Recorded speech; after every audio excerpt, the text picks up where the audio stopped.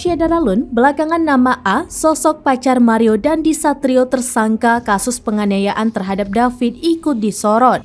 Bahkan namanya trending topik di Twitter karena sosok pacar Mario tersebut terlibat kasus penganiayaan itu. Ia diduga menjadi pemicu penganiayaan yang dilakukan Mario Dandi, anak pejabat Ditjen Pajak terhadap David, anak petinggi GP Ansor. Tidak hanya itu, ia juga menjadi saksi diduga ada di tempat kejadian perkara atau TKP saat David dianiaya. Bahkan beredar bahwa A menyaksikan penganiayaan Mario terhadap David. Baru-baru ini diketahui motif A mengadu kejadian yang dilakukan korban karena sakit hati. Sosok A diketahui masih berusia 18 tahun. A sendiri merupakan mantan pacar David yang merupakan korban.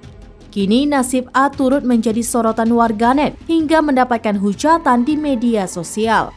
Atas kasus penganiayaan tersebut, Satreskrim Polres Metro Jakarta Selatan turut memeriksa A pada Kamis 23 Februari 2023. Namun diketahui sementara ini A masih berstatus sebagai saksi.